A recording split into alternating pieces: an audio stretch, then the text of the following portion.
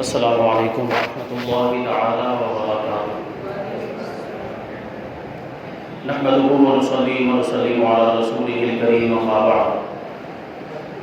فاعوذ بالله من الشیطان الرجیم بسم اللہ الرحمن الرحیم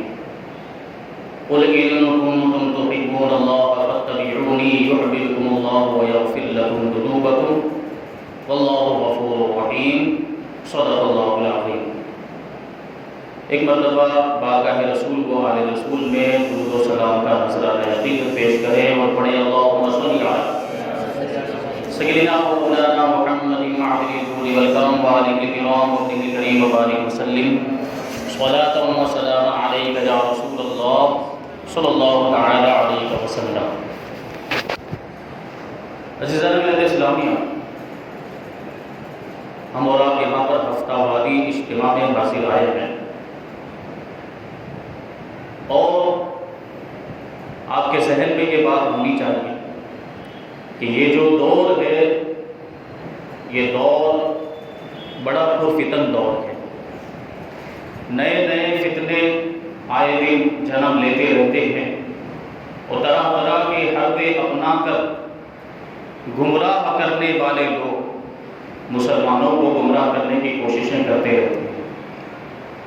کفار و مشرکین یہود و نصارہ کا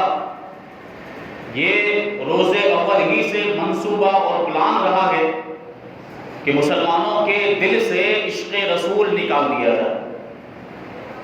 کیونکہ عشق رسول ہی ایمان کی جان ہے۔ اگر عشق رسول نہیں تو پھر ایمان بھی نہیں۔ عشق رسول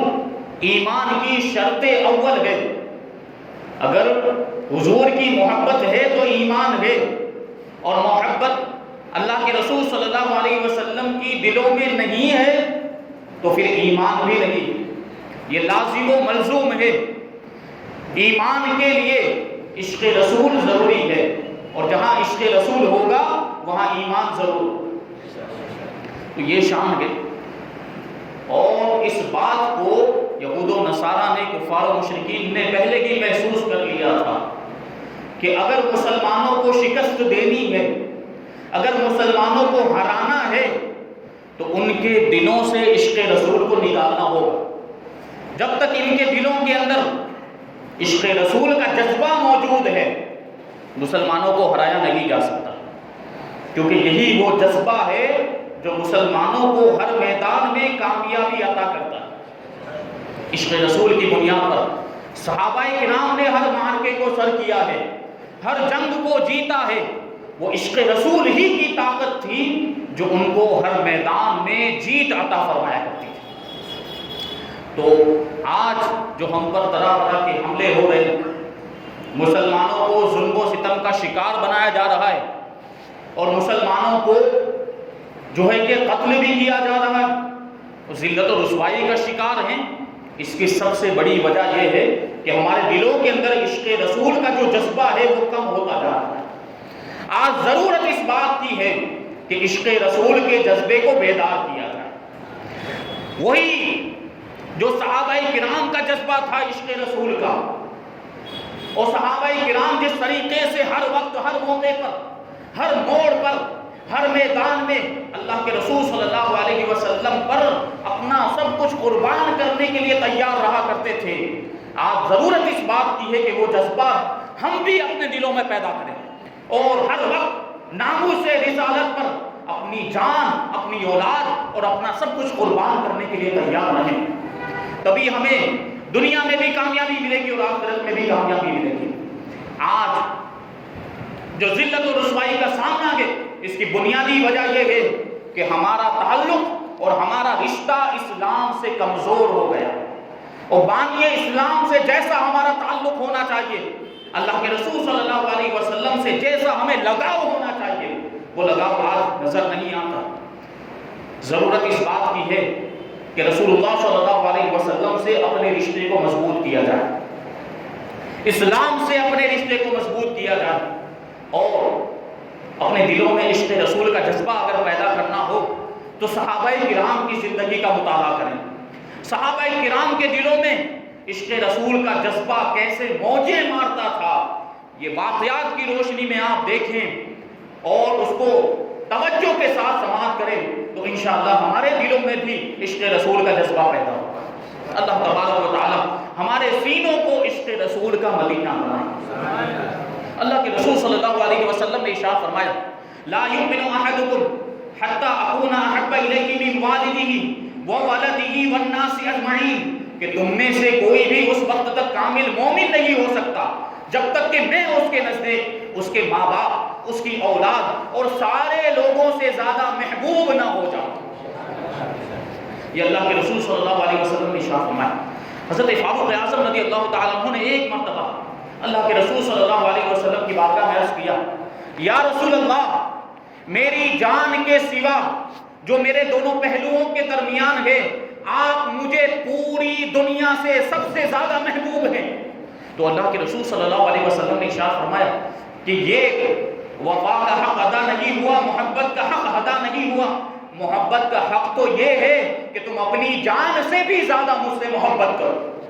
حضرت فاروق اعظم رضی اللہ تعالیٰ عنہ نے فوراً ارشاد فرمایا کہ اس ذات کی قسم جس نے آپ پر قرآن مجید کو نازل فرمایا، یا رسول اللہ اب آپ مجھے اپنی جان سے بھی زیادہ محبوب ہیں۔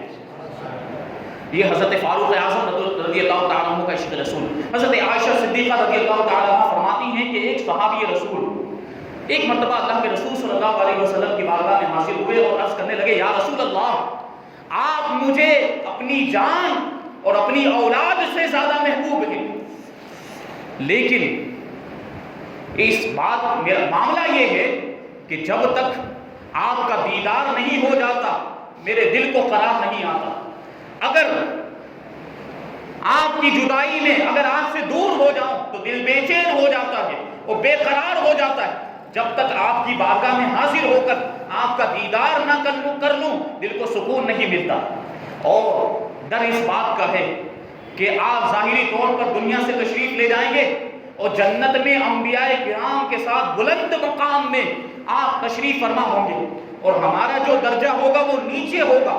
تو درجہ نیچے ہونے کی وجہ سے آپ کا مقام بلند ہونے کی وجہ سے کہیں جنت میں آپ کے دیدار سے محروم نہ ہو جاؤں،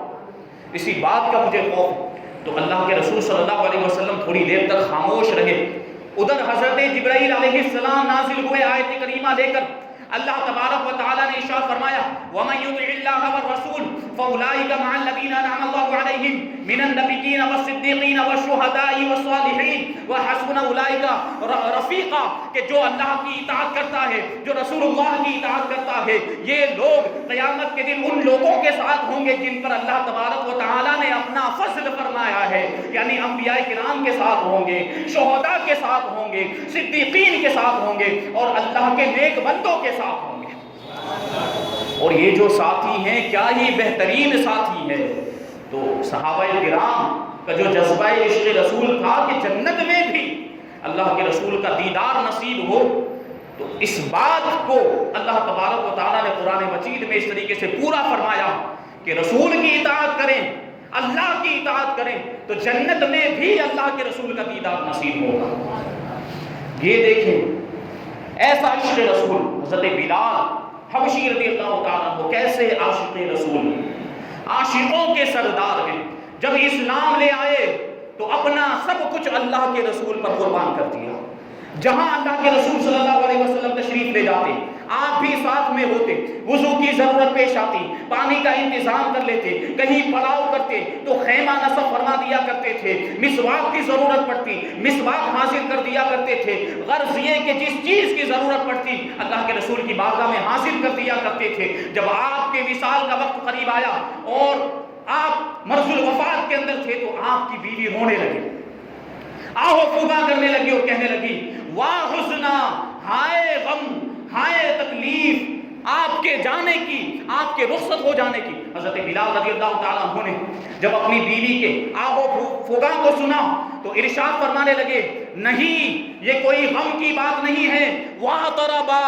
إِنِّي أَلْقَى غَدًا الْأَحِبَّا مُحَمَّدًا وَصَحْبًا کہ کوئی غم کی بات نہیں, یہ تو خوشی کی بات ہے کہ آئندہ کل میں اپنے چاہنے والوں سے ملنے والا ہوں, اپنے محبوبوں سے ملنے والا ہوں, محمد صلی اللہ علیہ وسلم اور ان کے اصحاب سے ملاقات کرنے والا ہوں.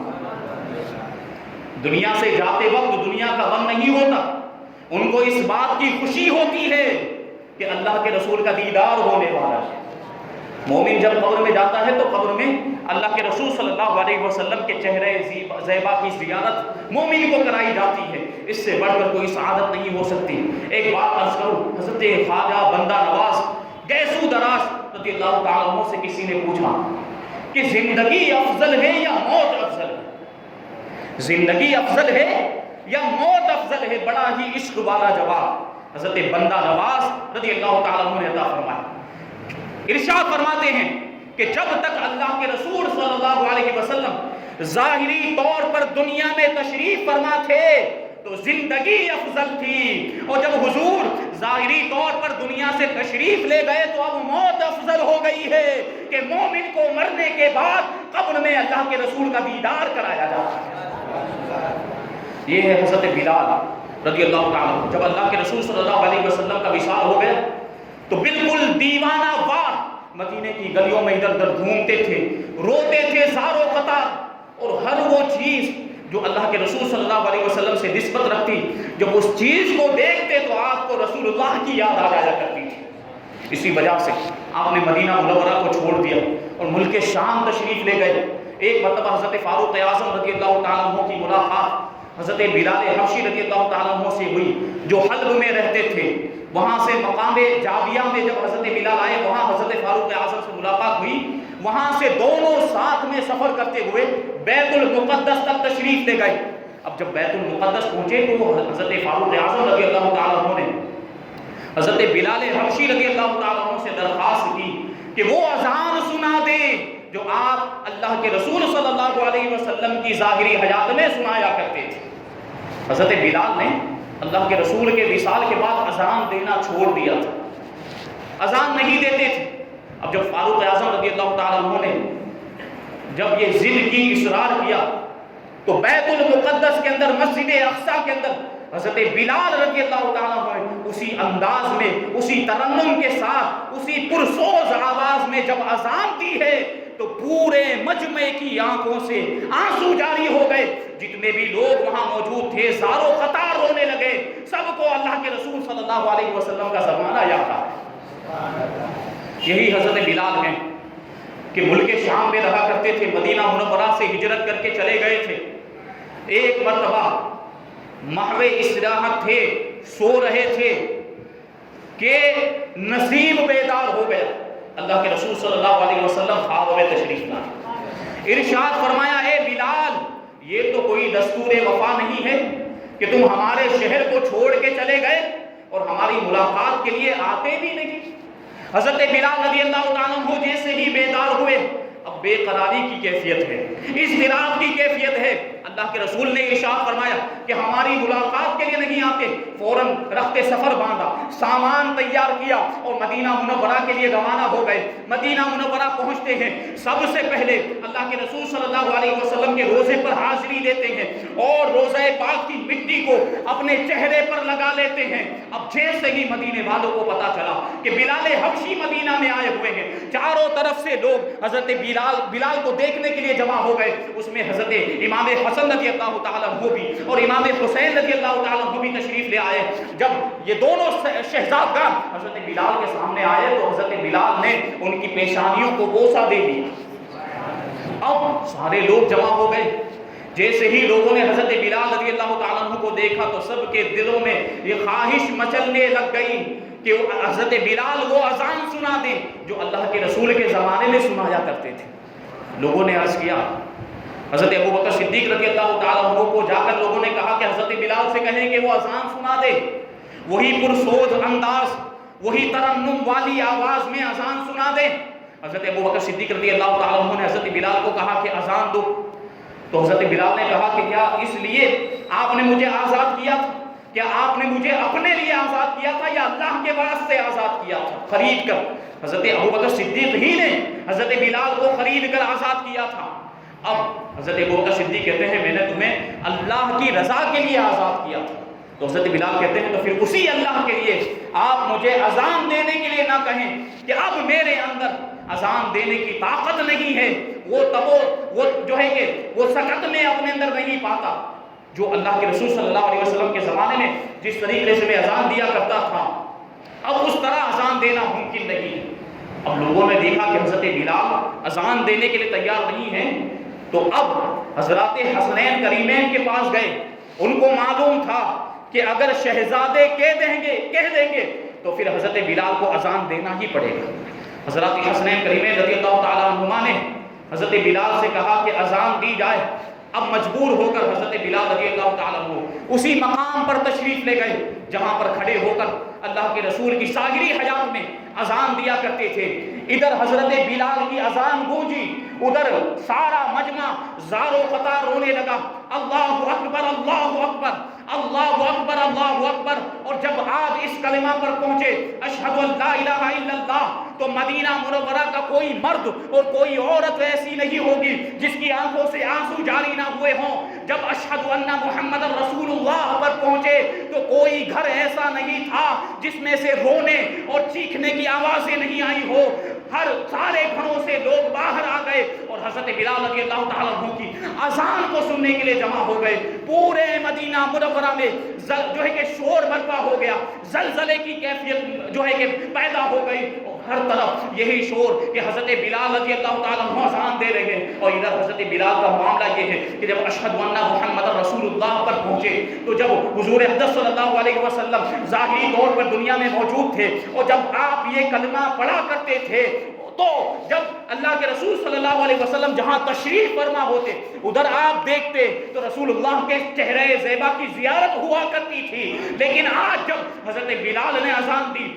اور جب اشہد ان محمد رسول اللہ پر پہنچے اور اس طرف آپ نے چہرہ کیا جہاں اللہ کے رسول تشریف فرما ہوا کرتے تھے، آج وہ چہرہ زیبا نظر نہیں آیا، آج وہ نورانی پیشانی نظر نہیں آئی، آج وہ پھول کی پتیوں جیسے ہونٹ نظر نہیں آئے، آج وہ کالی کالی زلفیں نظر نہیں آئی۔ حضرت بلال کے دل پر رقت کی کیفیت طاری ہو گئی، وہیں پر اذان کو روک دیا اور نیچے تشریف لے آئے اور کہنے لگے کہ اس سے آگے میں اذان کا ایک کلمہ بھی نہیں پڑھ سکتا۔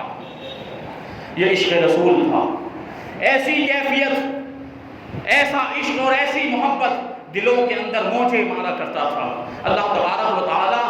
حضرت بلال کے عشق کا صدقہ ہمیں عطا فرمائے۔ حضرت ابوبکر صدیق رضی اللہ تعالیٰ عنہ صدیقین کے سردار ہیں، آپ کے عشق کا عالم ہی نرالا ہے۔ حضور اقدس صلی اللہ علیہ وسلم کا جب وصال ہو گیا تو مدینہ کے اطراف کے لوگ مرتد ہو گئے، اسلام سے پھر گئے، اور حضرت اسامہ ابن زید رضی اللہ تعالیٰ عنہ کو اللہ کے رسول صلی اللہ علیہ وسلم نے مرض وفات ہی میں رومیوں سے جنگ کرنے کے لیے بھیج دیا تھا۔ اب ادھر چونکہ لوگ مرتد ہو چکے تھے، ان کا بھی مقابلہ کرنا تھا اور ایک اسلامی لشکر روانہ ہو گیا تھا، تو صحابہ کرام نے مشورہ دیا کہ جو اسامہ کو سپہ سالار بنا کر اللہ کے رسول نے لشکر بھیجا ہے اسے واپس بلا لیا جائے۔ تو حضرت ابوبکر صدیق رضی اللہ تعالیٰ عنہ کا جواب سنیں، بڑا ہی عشق والا جواب ہے۔ ارشاد فرماتے ہیں کہ ابو قحافہ کے بیٹے یعنی ابو بکر سے ہرگز یہ نہیں ہو سکتا کہ اس لشکر کو واپس بلا لے جس کو اللہ کے رسول نے روانہ کیا۔ اگرچہ کتے ہماری ٹانگیں کھینچ کر لے جائیں لیکن میں اس لشکر کو ہرگز واپس نہیں بلا سکتا۔ اب ادھر دوسری جانب عقل کا فیصلہ تھا کہ واپس بلا لیا جائے، لیکن حضرت ابوبکر صدیق رضی اللہ تعالیٰ عنہ کا جو فیصلہ تھا وہ عشق کا فیصلہ تھا۔ عقل کا فیصلہ اور عشق کا فیصلہ دونوں آپس میں ٹکرائے، اور جب عشق اور عقل کی لڑائی ہوتی ہے تو ہمیشہ کامیابی عشق ہی کو ملا کرتی ہے اور عشق ہی کامیاب ہوا۔ حضرت اسامہ ابن زید رضی اللہ تعالیٰ عنہ کو اللہ تبارک و تعالیٰ نے فتح عطا فرمائی۔ یہ حضرت ابوبکر صدیق رضی اللہ تعالیٰ عنہ کے عشق کا معاملہ۔ حضرت محبوب الہی خواجہ نظام الدین اولیاء رحمۃ اللہ تعالیٰ علیہ حضرت ابوبکر صدیق رضی اللہ تعالیٰ عنہ کے بارے میں فرماتے ہیں کہ آپ نماز فجر میں اذان سے بہت پہلے اٹھ جایا کرتے اور اپنے گھر سے نکلتے اللہ کے رسول صلی اللہ علیہ وسلم کے کاشانہ مبارک کے دروازے پر تشریف لے جاتے اور چوکھٹ پر سر رکھ کر سو جایا کرتے تھے۔ حضرت ابوبکر صدیق رضی اللہ تعالیٰ عنہ کا عالم یہ تھا، دیکھیں پوری زندگی اللہ کے رسول کے ساتھ رہے ہیں، سفر میں بھی اللہ کے رسول کے ساتھ ہیں، حضر میں بھی اللہ کے رسول کے ساتھ ہیں، زندگی کے ہر موڑ پر اللہ کے رسول صلی اللہ علیہ وسلم کا ساتھ دیا ہے، یہاں تک کہ غار ثور میں بھی جہاں پر حضرت ابوبکر صدیق اور اللہ کے رسول صلی اللہ علیہ وسلم کے علاوہ کوئی نہیں تھا، وہاں بھی اگر کسی کو حضور کی رفاقت ملی ہے تو حضرت ابوبکر کو ملی ہے، اور دنیا میں تو ساتھ میں رہے ہی رہے۔ یہ فضیلت دیکھیں کتنی بڑی فضیلت ہے کہ مزار کے اندر بھی اللہ تبارک و تعالیٰ نے حضرت ابوبکر صدیق کو رسول اللہ کا ساتھ عطا فرمایا کہ پوری زندگی تو ساتھ رہے، اب مزار میں بھی اللہ کے رسول صلی اللہ علیہ وسلم کے پہلو میں آرام فرمایا۔ یہ حضرت ابوبکر صدیق رضی اللہ، کیونکہ آپ کی 3 خواہشیں تھیں، اکثر فرمایا کرتے تھے میری 3 خواہشیں ہیں یا رسول اللہ، النظر الیک وانفاق مالی علیک والجلوس بین یدیک، میری 3 خواہشیں ہیں یا رسول اللہ، آپ کا دیدار ہوتا رہے اور میں اپنا سارا مال آپ پر قربان کرتا رہوں، اور یا رسول اللہ ہمیشہ ہر وقت آپ کی بارگاہ میں حاضری دیتا رہوں۔ یہ حضرت ابوبکر کی خواہش، اور اللہ تبارک و تعالیٰ نے یہ ساری خواہشیں حضرت ابوبکر کی پوری فرمائی کہ پوری زندگی اللہ کے رسول کے ساتھ رہے اور اپنا سارا مال اللہ کے رسول کے قدموں پر قربان کر دیا، اور ہر وقت اللہ کے رسول کی بارگاہ میں حاضر رہا کرتے تھے، اور یہ دعا تو اس طریقے سے قبول ہوئی کہ مزار میں بھی اللہ کے رسول کے قریب میں جگہ عطا کی گئی ہے۔ تو حضرت ابوبکر صدیق رضی اللہ تعالیٰ عنہ روزانہ صبح فجر کی اذان سے پہلے اللہ کے رسول کے کاشانہ مبارک پر تشریف لے جاتے، آپ کی چوکھٹ پر سر رکھ کے لیٹ جایا کرتے تھے، سو جایا کرتے۔ جب اللہ کے رسول صلی اللہ علیہ وسلم اپنے کاشانہ مبارک سے باہر تشریف لاتے تو ابو بکر کو اپنی چوکھٹ پر لیٹا ہوا دیکھتے، ارشاد فرماتے ابو بکر یہاں کیسے آنا ہوا؟ تو حضرت ابو بکر عرض کرتے یا رسول اللہ میری یہ خواہش ہوتی ہے روزانہ کہ جب دن طلوع ہو، جب صبح صادق طلوع ہو تو مجھے سب سے پہلے جس کا دیدار ہو یا رسول اللہ وہ آپ کا چہرہ زیبا۔ یہ حضرت ابو بکر کا عشق رسول۔ اور جنگ تبوک کا واقعہ تو آپ کو معلوم، حضرت فاروق اعظم رضی اللہ تعالیٰ عنہ نے غزوہ تبوک کے موقع پر یہ سوچا کہ میرے پاس کچھ مال جمع ہے، اس میں سے آدھا لے جاتا ہوں اور اللہ کے رسول کی بارگاہ میں پیش کر دیتا ہوں۔ اور حضرت فاروق اعظم کا معاملہ یہ تھا کہ ہر عمل میں، نیک کام میں، صدقہ و خیرات میں آپ حضرت ابو بکر صدیق رضی اللہ تعالیٰ عنہ سے آگے بڑھنے کی کوشش کرتے رہتے تھے، لیکن کبھی آگے نہیں بڑھ پاتے تھے۔ غزوہ تبوک کے موقع پر جب بڑا تحس سالی کا زمانہ تھا، تنگی کا معاملہ تھا، حضرت فاروق اعظم رضی اللہ تعالیٰ عنہ نے سوچا کہ آج تو اتنا سارا مال لے کر جا رہا ہوں، آج یقیناً ابو بکر سے آگے بڑھ جاؤں گا۔ لیکن ادھر دوسری جانب حضرت ابو بکر کے عشق کا معاملہ یہ ہے کہ اپنے گھر کا آدھا سامان نہیں بلکہ پورا سامان اور سارا مال و اسباب لے کر اللہ کے رسول کی بارگاہ میں آئے اور آپ کے قدموں میں پیش کر دیا۔ اللہ کے رسول نے پوچھا ابو بکر اپنے گھر میں کیا چھوڑا ہے؟ عرض کرتے ہیں یا رسول اللہ اپنے گھر میں اللہ اور اس کے رسول کو چھوڑ کر آیا ہوں۔ یہ شان ہے حضرت ابو بکر کی، اور یہ ادا اللہ تبارک و تعالیٰ کو بھی پسند آئی۔ حضرت ابو بکر کی غریبی کا اور تنگ دستی کا معاملہ یہ تھا کہ آپ نے اس وقت ٹاٹ کا لباس پہنا ہوا تھا، اور ٹاٹ کے اندر بٹن بھی نہیں تھے بلکہ ببول کے کانٹے لگائے ہوئے تھے، ببول کے کانٹوں کے ذریعے سے اس کو یہاں سے بند کیا گیا تھا، یہ لباس پہنا تھا، اور مال بھی جو لے کر آئے تھے اگرچہ پورے گھر کا سامان لے کر آئے تھے لیکن وہ مال سارا جمع کرنے کے بعد بھی تھوڑا سا مال تھا، حضرت فاروق اعظم کے مال سے وہ کم ہی تھا، لیکن جذبہ دیکھیں کہ حضرت فاروق اعظم اپنے گھر کا آدھا سامان لے کر آئے ہیں، لیکن حضرت ابو بکر صدیق رضی اللہ تعالیٰ عنہ کا معاملہ یہ ہے کہ اگرچہ غریب ہیں، اگرچہ تنگ دست ہیں، لیکن اپنے گھر کا پورا سامان اللہ کے رسول کے قدموں میں پیش کر دیا۔ حضرت جبریل علیہ السلام آسمان سے نازل ہوئے اور اللہ کا پیغام پہنچایا، اور عرض کرتے ہیں یا رسول اللہ اللہ تبارک و تعالی ابو بکر کو سلام کہتا ہے۔ یہ شان دیکھیں حضرت ابو بکر کو اللہ سلام کہتا ہے، اور شان یہ ہے کہ اللہ تبارک و تعالیٰ کو ابو بکر کا وہ لباس بھی اتنا پسند آیا کہ آسمان والوں میں اللہ تبارک و تعالیٰ نے اعلان کروا دیا ہے کہ سارے آسمان کے فرشتے وہی لباس پہن لے جو آج ابو بکر نے پہنا ہوا تھا۔ سارے آسمان کے فرشتے بھی اس دن وہی لباس پہنے ہوئے تھے جو حضرت ابو بکر صدیق رضی اللہ تعالیٰ عنہ نے پہنا ہوا تھا۔ یہ شان تھی، اور اس طرح اپنا سب کچھ قربان کرنے کا جذبہ صحابہ کرام کے اندر موجزن تھا۔ ایک مرتبہ اللہ کے رسول صلی اللہ علیہ وسلم نے حضرت ابو بکر صدیق رضی اللہ تعالیٰ عنہ کے بارے میں ارشاد فرمایا کہ ما نفعنی مال قط ما نفعنی مال ابی بکر، کہ مجھے ابو بکر کے مال میں جتنا فائدہ پہنچایا ہے کسی کے مال میں اتنا فائدہ نہیں پہنچایا۔ حضرت ابو بکر نے جب سنا تو آنکھوں سے آنسو جاری ہو گئے، اور اللہ کے رسول کی بارگاہ میں عرض کرتے ہیں، یا رسول اللہ، میں اور میرا مال، میری جان، سب کچھ آپ ہی کا تو ہے۔ وہ شاعر کہتا ہے کہ کیا پیش کریں آقا، کیا چیز ہماری ہے، کیا پیش کریں آقا، کیا چیز ہماری ہے، یہ دل بھی تمہارا ہے، یہ جان بھی تمہاری ہے۔ یہ جذبہ تھا عشق رسول کا۔ حضرت فاروق اعظم رضی اللہ تعالیٰ عنہ جب اللہ کے رسول صلی اللہ علیہ وسلم کا وصال ہو گیا تو دیوانہ وار، ہوش و حواس کھو چکے، ادھر ادھر تلوار لے کر گھومتے تھے ہاتھ میں، اور ارشاد فرمایا کرتے، خبردار اگر کسی نے یہ کہا کہ اللہ کے رسول صلی اللہ علیہ وسلم کا انتقال ہو گیا ہے تو میں اس کی گردن اڑا دوں گا۔ اللہ کے رسول کا انتقال نہیں ہوا ہے۔ جس طریقے سے حضرت موسیٰ علیہ السلام اپنی قوم سے جدا ہو کر 40 دن کے لیے تشریف لے گئے تھے کوہ طور پر، پھر واپس تشریف لائے تھے، میرے محبوب بھی واپس تشریف لائیں گے، خبردار کوئی یہ نہ کہے کہ اللہ کے رسول کا انتقال ہو گیا ہے۔ یہ دیکھیں آپ، ایسی محبت تھی کہ دیوانے ہو گئے، اور ایسی کیفیت طاری ہو گئی کہ تلوار لے کر نکل گئے تھے۔ یہ عشق رسول کا معاملہ ہے۔ حضرت عثمان غنی رضی اللہ تعالیٰ عنہ جب صلح حدیبیہ کا موقع آیا، وہ صلح حدیبیہ کے ساتھ جب حدیبیہ کے میدان میں اللہ کے رسول صلی اللہ علیہ وسلم صحابہ کرام کے ساتھ موجود تھے،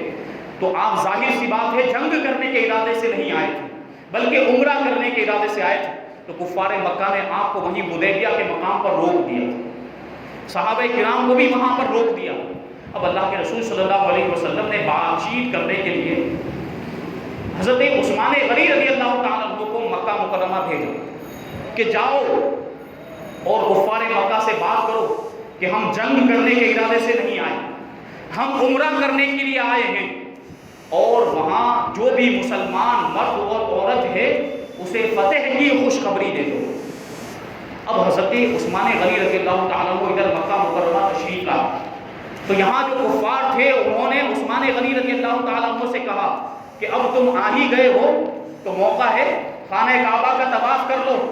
تم بڑے خوش نصیب ہو، تمہیں موقع مل رہا ہے تو خانہ کعبہ کا طواف کر لو۔ حضرت عثمان غنی رضی اللہ تعالیٰ عنہ جواب دیتے ہیں کہ میں اپنے آقا کے بغیر طواف نہیں کر سکتا، مجھ سے ہرگز یہ نہیں ہو سکتا کہ اللہ کے رسول صلی اللہ علیہ وسلم کو تو حدیبیہ میں عمرہ کرنے سے روک دیا گیا، اللہ کے رسول طواف نہ کر سکے اور میں یہاں طواف کر لوں، یہ ہرگز نہیں ہو سکتا۔ اب ادھر جو ہے کہ خبر اڑ گئی صحابہ کرام کے درمیان کہ حضرت عثمان غنی رضی اللہ تعالیٰ عنہ کو شہید کر دیا گیا۔ اس سے پہلے صحابہ کرام نے بھی آپس میں یہ گفتگو کی تھی کہ حضرت عثمان غنی تو مکہ مکرمہ پہنچ گئے ہیں، بڑے خوش نصیب ہیں، خانہ کعبہ کا طواف کریں گے اور بڑے جو ہے کہ اچھی طریقے سے جو مناسک ہیں عمرہ کے وہ ادا کرنے کے بعد واپس آئیں گے، یہ ان کو موقع مل گیا ہے۔ انہوں نے صحابہ کرام نے گفتگو کی، پھر بعد میں خبر آئی کہ معاذ اللہ حضرت عثمان غنی رضی اللہ تعالیٰ عنہ کو کفار مکہ نے شہید کر دیا۔ اب حضرت اللہ کے رسول صلی اللہ علیہ وسلم نے تمام صحابہ کرام کو ایک پیڑ کے نیچے، ایک درخت کے نیچے جمع کیا اور سب کی بیعت لی، جس کو بیعت رضوان کہا جاتا ہے۔ تمام صحابہ کرام کو جمع کیا اور سب سے بیعت لی، اور جب حضرت عثمان غنی رضی اللہ تعالیٰ عنہ کی باری آئی تو آپ نے اپنا دائنا ہاتھ اپنے بائیں ہاتھ پر رکھا اور ارشاد فرمایا کہ عثمان کا ہاتھ ہے اور یہ میرا ہاتھ ہے اور یہ اس عثمان کی بیعت ہو رہی ہے۔ اللہ کے رسول نے اپنے ہاتھ کو حضرت عثمان کا ہاتھ فرمایا ہے، یہ شان و شوکت۔ اب حضرت عثمان غنی رضی اللہ تعالیٰ عنہ جب مکہ مکرمہ سے واپس تشریف لائے تو صحابہ کرام نے وہی بات پوچھی کہ تم بڑے خوش نصیب ہو، تمہیں طواف کا موقع مل گیا، تم طواف کر کے آ رہے ہوں گے، صحیح کر کے آ رہے ہوں گے۔ تو حضرت عثمان غنی رضی اللہ تعالیٰ عنہ ارشاد فرماتے ہیں کہ تمہارا گمان غلط ہے، تم نے میرے بارے میں ایسا سوچ بھی کیسے لیا کہ میں اپنے آقا کے بغیر طواف کر لوں گا؟ خدا کی قسم اگر 1 سال تک بھی میں مکہ مکرمہ کے اندر رہتا، وہاں موجود رہتا، تو میں اپنے آقا کے بغیر ہرگز طواف نہیں کرتا۔ یہ حضرت عثمان غنی کا عشق تھا۔ اور آپ کے بارے میں روایتوں میں آیا ہے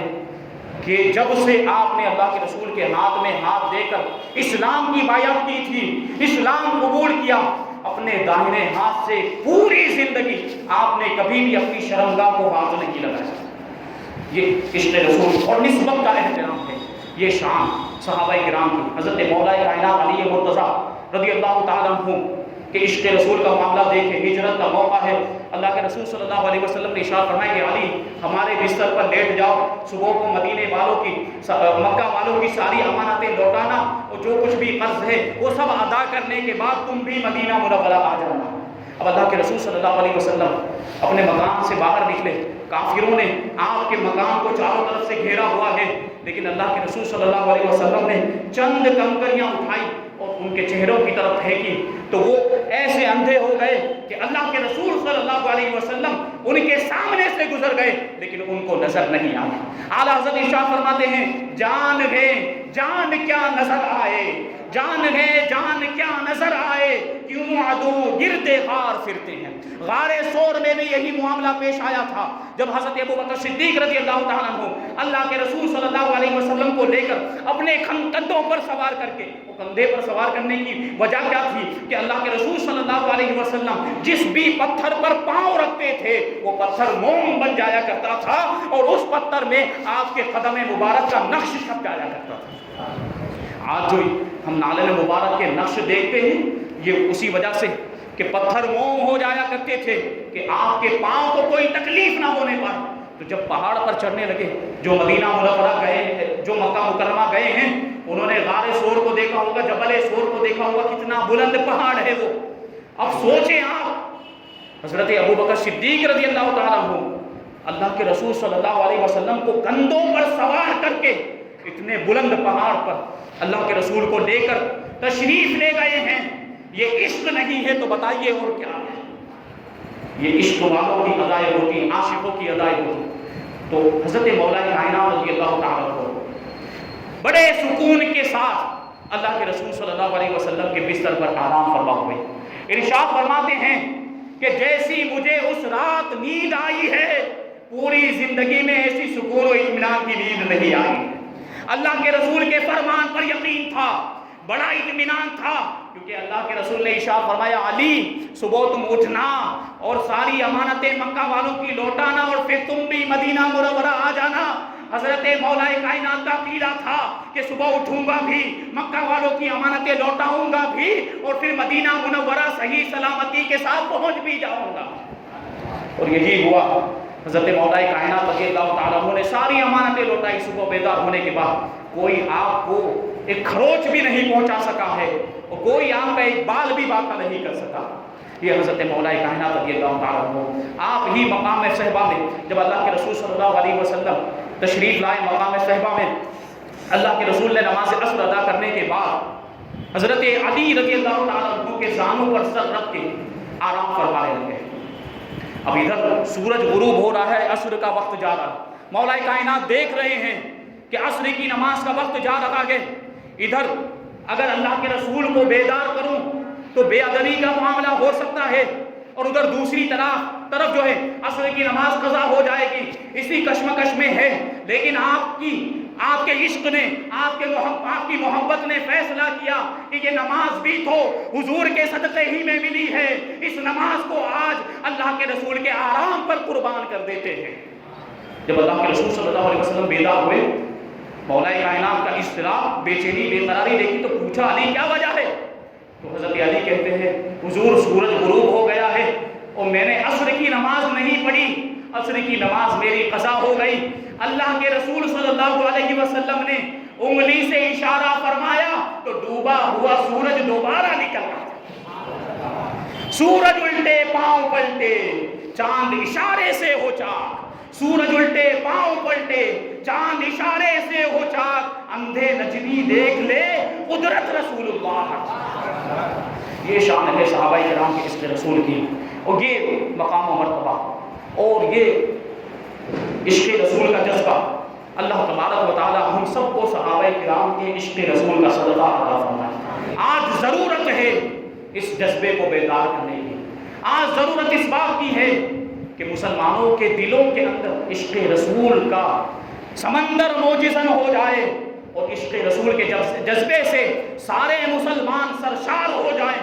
اور اللہ کے رسول صلی اللہ علیہ وسلم کی ناموس پر اپنا سب کچھ قربان کرنے کے لیے تیار ہو جائے۔ آج اللہ کے رسول صلی اللہ علیہ وسلم کی شان میں گستاخیاں کی جا رہی ہیں، گستاخانہ خاکے بنائے جا رہے ہیں، اور گستاخی بھرے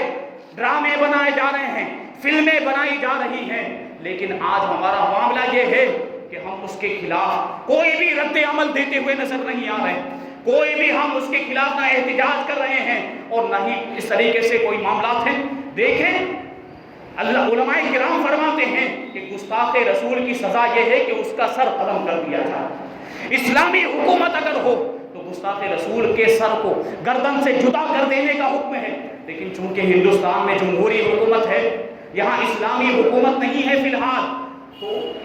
حکومت کے دائرے میں رہ کر، قانون کے دائرے میں رہ کر کارروائی کی جا سکتی ہے، ہم اپنی آواز کو بلند کر سکتے ہیں۔ جو فرانس کے اندر آج ہوا، فرانس کے جو پریسیڈنٹ جو تھا، فرانس کا جو صدر ہے، اس نے اللہ کے رسول صلی اللہ علیہ وسلم کی شان میں گستاخی کی، وہ گستاخانہ خاکہ اس نے تیار کیا، تو اس کا جواب دینا ضروری نہیں تھا؟ ضرورت اس بات کی تھی کہ ہم سڑکوں پر آ جاتے، ہم احتجاج کرتے، ہم اس کے خلاف FIR درج کرتے، لیکن معاملہ یہ ہے کہ سناٹا طاری ہے، کہیں کوئی ریئیکشن نظر نہیں آ رہا، کہیں کوئی رد عمل نظر نہیں آ رہا ہے۔ وجہ کیا ہے؟ عشق رسول کا جذبہ سرد پڑ گیا ہے۔ اگر عشق رسول کا جذبہ بیدار ہوتا تو ہم ضرور اس کا جواب دیتے، منہ توڑ جواب دیتے، دندان شکن جواب دیتے۔ اس سے پہلے بھی فرانس کے لوگوں نے اس طرح کی گستاخی کرنے کی کوششیں کی ہے۔ سلطنت عثمانیہ کے 34ویں سلطان عبد الحمید ثانی، جس نے 1876 سے 1909 تک سلطنت عثمانیہ کی باغ ڈور سنبھالی، سلطنت عثمانیہ کے یہ سلطان رہے، اور آپ کا معاملہ یہ تھا کہ بڑے باوقار، بڑے اخلاق و کردار کے مالک اور عشق رسول میں بڑا اعلیٰ مقام رکھتے تھے۔ ایک مرتبہ عبد الحمید ثانی اپنے دربار میں موجود تھے، اپنے مشیروں کے ساتھ، اپنے وزیروں کے ساتھ، کہ ایک حکومتی عہدیدار آیا اور اس نے ایسی خبر سنائی کہ عبد الحمید ثانی کے چہرے کا رنگ سرخ ہو گیا، غصے سے لال پیلے ہو گئے، اور وہ خبر یہ تھی کہ اخبار میں آیا تھا کہ فرانس کے اندر ایک ڈرامہ بنایا گیا ہے جو تھیٹر کے اندر دکھایا جائے گا اللہ کے رسول صلی اللہ علیہ وسلم کے تعلق سے، اور اس میں اللہ کے رسول کے کردار کو بھی پیش کیا گیا ہے جس کو ایک شخص نبھائے گا معاذ اللہ۔ اب جب یہ اخبار کی خبر سلطان عبد الحمید ثانی نے پڑھی تو جذبہ عشق بیدار ہو گیا، اخبار لیا اور پورے دربار کے اندر جتنے بھی لوگ موجود تھے بلند آواز سے اس اخبار کی خبر کو پڑھ کے سنایا، اور کہتے ہیں دیکھو فرانس کے اندر ایک جو ہے کہ ڈرامہ ایسا بنا ہے جو تھیٹر کے اندر دکھایا جائے گا، اس میں اللہ کے رسول کا کردار بھی انہوں نے بنایا ہے جو ایک شخص نبھائے گا۔ یہ اللہ کے رسول کی شان میں گستاخیاں کر رہے ہیں، ہم یہاں ہاتھ پہ ہاتھ دھرے ہوئے بیٹھے ہیں۔ فوراً آپ نے حکم دیا کہ یہاں جو فرانس کا جو سفارتی جو سفیر ہے، جو ایمبیسیڈر ہے، اس کو بلایا جائے۔ فوراً جو فرانس کا سفارتی تھا، جو سفیر تھا، سفارت خانے سے، ایمبیسی سے اس کو بلایا گیا۔ جب وہ پہنچا تو اس نے دیکھا کہ سلطان عبد الحمید ثانی بڑے غصے میں ہیں، تو آپ کے روب کی وجہ سے وہ بھی ڈر گیا، اس کے بدن پر کپ کپی تاری ہو گئی۔ سلطان عبد الحمید نے وہ اخبار دکھاتے ہوئے کہا کہ دیکھو تمہارے فرانس کے ایک تھیٹر نے یہ ڈرامہ بنایا ہے جس میں ہمارے رسول کی گستاخی ہے، اگر میرے خاندان کے بارے میں کچھ کہا گیا ہوتا، اگر میرے بارے میں کچھ برا بھلا حملہ کہہ دیا ہوتا تو مجھے کوئی غم نہیں ہوتا، لیکن میرے دین کے بارے میں اور میرے رسول کی شان میں اگر گستاخی کی جائے گی تو ہم ہرگز خاموش نہیں رہیں گے، ہم اپنی جانیں قربان کر دیں گے، ہم ان لوگوں کو تباہ و برباد کر دیں گے، ان کا منہ توڑ جواب دیں گے، ان کی زبان میں جواب دیں گے، ان کو تباہ و برباد کر دیں گے، ان کو نیست و نابود کر دیں گے۔ یہ کہنے کے بعد حضرت سلطان عبدالحمید ثانی نے کہا کہ یہ ڈرامہ پر فوراً روک لگنی چاہیے، یہ ڈرامہ بند ہونا چاہیے، ورنہ فرانس کا نام و نشان مٹا دیا جائے گا اور اس کی صفحہ ہستی سے اس کا نام و نشان ختم کر دیا جائے گا۔ اب یہ جو ایمبیسڈر تھا، جو سفیر تھا، وہ فوراً وہاں سے واپس ہوا اور بڑی تیز رفتاری کے ساتھ اس نے پیغام فرانس کی جانب روانہ کر دیا کہ اگر تم چاہتے ہو کہ اپنی آنکھوں سے فرانس کو تباہ و برباد ہوتا ہوا نہ دیکھو، اگر تم یہ نہیں چاہتے کہ فرانس کی فصیلوں پر اسلام کا جھنڈا لہرائے تو فوراً اس تھیٹر پر پابندی لگائی جائے، اس ڈرامے پر روک لگائی جائے، ورنہ تو مسلمانوں کا لشکر ادھر تیار ہے، عثمانی لشکر تیار ہے، اور جو جہاز ہیں وہ بندرگاہوں پر حکم کے انتظار میں کھڑے ہوئے ہیں، اور جو پیدل فوج ہے وہ بھی اپنی جو ہے کہ توپ خانوں سے توپیں لے کر تیار ہو گئے ہیں، حکم کا انتظار کر رہے ہیں، ایک اشارہ ملے تو فرانس کو تباہ و برباد کر دیا جائے گا، فوراً اس ڈرامے پر روک لگائی جائے۔ اب ادھر جیسے ہی یہ خبر پہنچی تو فرانس کے لوگوں کو جب یہ معاملہ پتا چلے کہ عثمانی لشکر تیار ہے، حملہ کرنے کے انتظار میں ہے، تو جو یورپ تھا وہ کانپ گیا اور وہ ہمت ہار گیا، اور پھر اس نے وہاں پر اس ڈرامے پر روک لگائی۔ ادھر حضرت سلطان عبدالحمید ثانی اپنے دربار کے اندر موجود تھے، اپنے وزیروں کے درمیان، اپنے مشیروں کے درمیان، کہ ایک حکومتی عہدیدار آیا اور اس نے یہ خوشخبری سنائی کہ حضور اس ڈرامے پر پابندی لگ گئی، اور صرف یہی نہیں کہ اس ڈرامے پر روک لگا دی گئی بلکہ اس تھیٹر کو بھی ہمیشہ کے لیے بند کر دیا گیا۔ یہ بڑی کامیابی تھی اس زمانے کے اعتبار سے۔ اب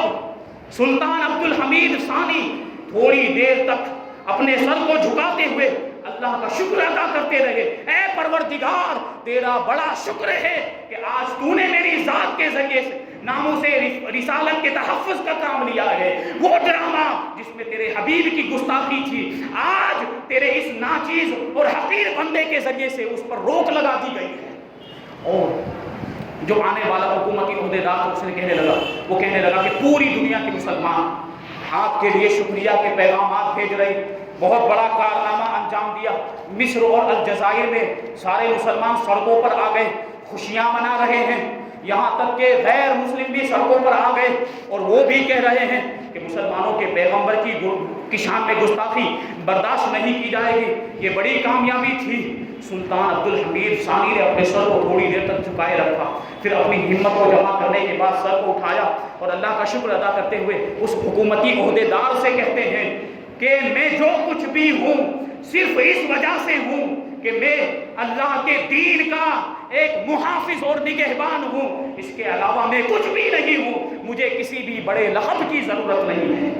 تو یہ ہوتے تھے محبان اسلام، اسلام کے سچے محافظ اور نگہبان جو اسلام کے لیے ایسی کوششیں کیا کرتے تھے۔ تو فرانس نے پہلے بھی اس طریقے سے اللہ کے رسول کی شان میں گستاخی کی تھی، آج بھی اس نے اپنا آوازہ بلند کیا، آج بھی اس نے رسول اللہ کی شان میں گستاخی کرنے کی کوشش کی، لیکن سلطان عبدالحمید کی طرح کوئی جواب نہیں دے سکا۔ ساری دنیا کے اندر خاموشی تاری۔ زیادہ سے زیادہ کیا ہوا؟ اس کے پوسٹر بنائے گئے، سڑکوں پر لگا دیا گیا اور اس پہ لوگ چل رہے ہیں، اس سے کیا کامیابی ملی؟ اس سے کوئی فرق پڑا؟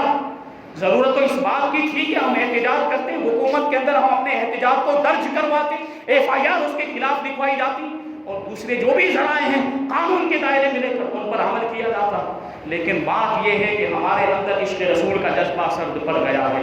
ضرورت ہے کہ ہم عشق رسول کے جذبے کو بیدار کریں۔ اللہ تبارک و تعالی ہمیں صحابہ کرام کے عشق رسول کا جذبہ جیسا ان کے اندر تھا اس کا صدقہ ہمیں عطا فرمائے، ہمارے سینوں کو عشق رسول کا مدینہ بنائے اور شریعت اسلام پر، شریعت مصطفیٰ پر عمل کرتے ہوئے نمازوں کی پابندی کرنے کی توفیق عطا فرمائے اور اسلام پر عمل کرنے کی توفیق عطا فرمائے۔ اللہ کے رسول صلی اللہ علیہ وسلم کی ناموس پر اپنی جان، اپنا مال، اپنی اولاد، اپنا سب کچھ قربان کرنے کی توفیق عطا فرمائے۔ وما علینا الا البلاغ۔ السلام علیکم۔